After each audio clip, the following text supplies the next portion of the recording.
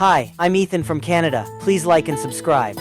Ever since I could remember, I've lived with my uncle who loved me like I was his own son, and I adored him too. When I was 5, my uncle who owned a car company took me to his showroom to admire his entire dazzling fleet. Can I drive this one, Uncle? One day, you will, son, as soon as you're tall enough.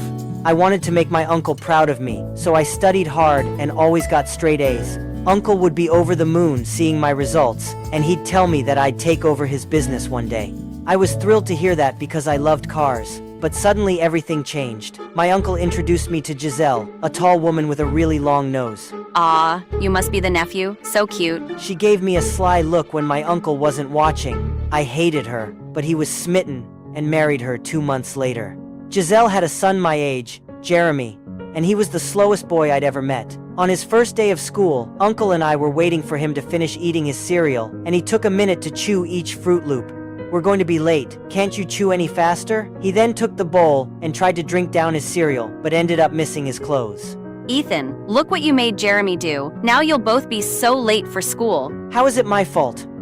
Well, I can't wait any longer, so you take them to school, Giselle. I got to school 2 hours late that day. To make things worse, Jeremy was a real embarrassment. He sat in class with snot running down his nose and didn't even realize it till one of the mean boys in class saw him. Look everyone, the new guy has some disgusting goo on his face. The entire class burst out laughing, and then Jessica, one of the prettiest and richest girls in the school, handed Jeremy a tissue and frowned at the mean boy. Why do you always have to be so rude? Are you the poor guy alone? Later that day, I caught up with Jessica and thanked her for standing up for Jeremy. I just don't understand mean people. It's so much easier to be kind. Well, it's not easy for everyone. You're just one of the kindest people around. Aw, thank you, Ethan. She kissed my cheek and ran off. I liked her ever since we were little kids, so that kiss gave me butterflies in my tummy. As time went by, I found myself taking care of Jeremy like I was his babysitter, because Giselle kept asking me to help him. Like when we were in the 8th grade, Jeremy was failing his subjects miserably.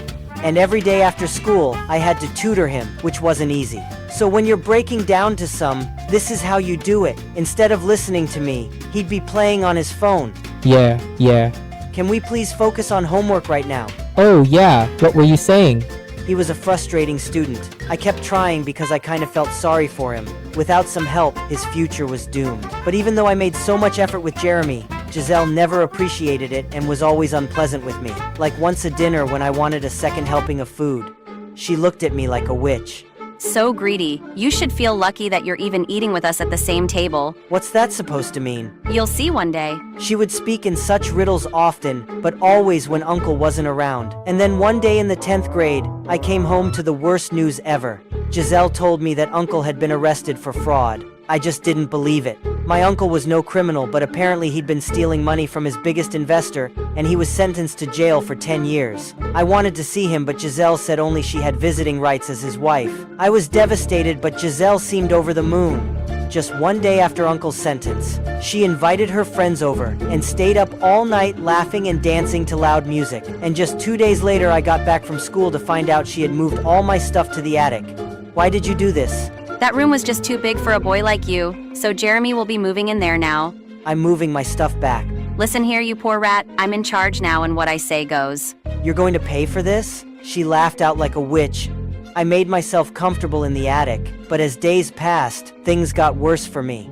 I was no longer allowed to eat at the dinner table or watch television in the lounge. Giselle fired our butler saying it was too expensive to pay him. So she gave me and Jeremy chores, but I seemed to be the one doing all of them. Jeremy was still a weird guy, but he wasn't evil like his mom. One day he brought me some dessert to the attic. I'm really sorry about the way my mom treats you. It's okay, bro. I won't live here forever. When I'm done with school, I'll leave and live my life. Giselle no longer drove me to school, and Jeremy just gazed at me before driving away. I knew he was sad, but not strong enough to stand up for me. One day in 11th grade, I was walking to school when I noticed an old man fixing some broken down cars, and a sign next to him said that he was looking for a part-time assistant. Can I apply for this job? Oh, and what do you know about cars? Quite a lot. My uncle taught me everything. Man tested me and was quite impressed by my knowledge. He hired me, and I was so happy because of course Giselle had stopped my allowance. One afternoon he sent me to a rich man's house to fix his Ferrari. It was more like a palace. While I was fixing the car, I started getting hot. so I took off my shirt. Moments later, I heard giggling from behind a wall, and I peeked around and found Jessica there. Jessica, you live here? Yes, this is my house. You fix cars? Yeah, this is my part-time job. Cool. You want to take a break and have a soda with me? Yeah, that would be cool. I couldn't believe that I was at Jessica's house hanging out with her. I had given up trying to speak with her ages ago because she was always surrounded by the most popular guys in school.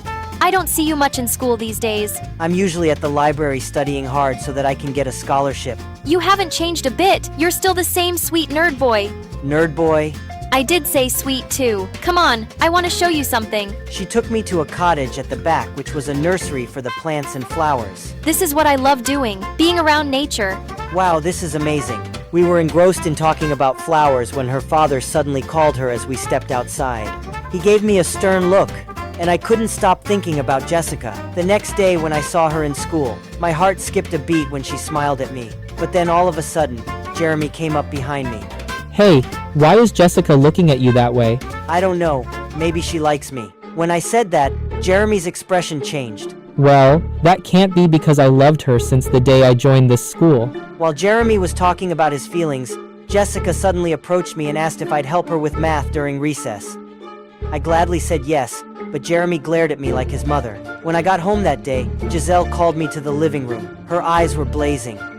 Jeremy tells me you stole his girlfriend.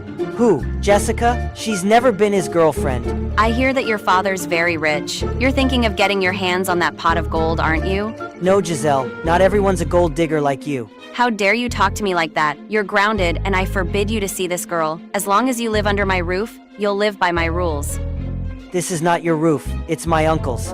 The next day, while I was with Jessica at recess, Jeremy came and told me to take off the shirt I was wearing. I told him to buzz off, and then he pounced on me, but I was way stronger than him and pinned him down. Calm down, dude. This is not who you are. You are not a monster like your mother. Maybe I am. They don't talk about my mother that way. He stormed off furiously. Hey, are you okay?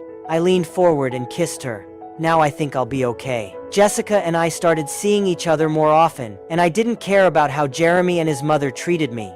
Soon it was the end of 12th grade, and prom was around the corner. I decided to surprise Jessica by turning up at her place with some flowers and asking her out to prom. But when I got there, I was shocked to find her in the living room with her dad, along with Jeremy and Giselle. What are you guys doing here? The question is, boy, what are you doing here? I'm here to ask my girlfriend to prom. Sir. Are you sure you're at the right house? Because my daughter just said yes to being Jeremy's fiance. I couldn't believe my ears. I looked at Jessica, but she just looked back at me with a frozen face.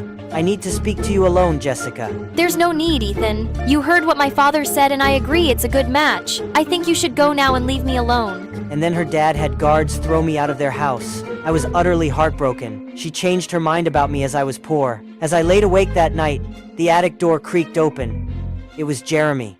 So how does it feel, Ethan? You always thought you were better than me, right? But look at me now. I'm the master of this house, and I own the heart of the girl you love. I obviously couldn't stay there anymore, so I took my savings and my things and left that very night. The old man I worked for let me stay at his garage for a few months, so I got into university on scholarship and left a year later. As I was walking out of college campus, I was completely shocked to see Uncle standing outside. Oh my God, you're free. I missed you so much, Uncle. How come you never came to visit me, son? Giselle told me that I wasn't allowed. She was lying. I was in jail because of her. She framed me for fraud and had me thrown in jail. But my lawyers had found proof of her guilt, and soon she will be behind bars. And so she was. It was the happiest day of my life when she got arrested, and Jeremy was sent off to live with relatives in another city. My uncle and I moved back to our house, and I continued with my engineering degree. And then one day, as I was fixing a car in Uncle's garage, I turned around to see Jessica walk in. Oh, it's you. Can I help you with anything? Ethan, I'm so sorry. Oh, you're sorry now? Because I'm rich. No, it's not like that. Giselle threatened to do something bad to you if I didn't break up with you. I never meant to be with Jeremy, but I had to do something to drive you away from here. What? Why didn't you just tell me this? I was scared for you. Jessica, it's okay. Everything is over now. So do you think you can give me another chance? Of course, I've loved you since forever, Jessica. You're the best person I know. No matter how unfair life gets, Stay kind, and persistent true love and success will come from those who truly care about you.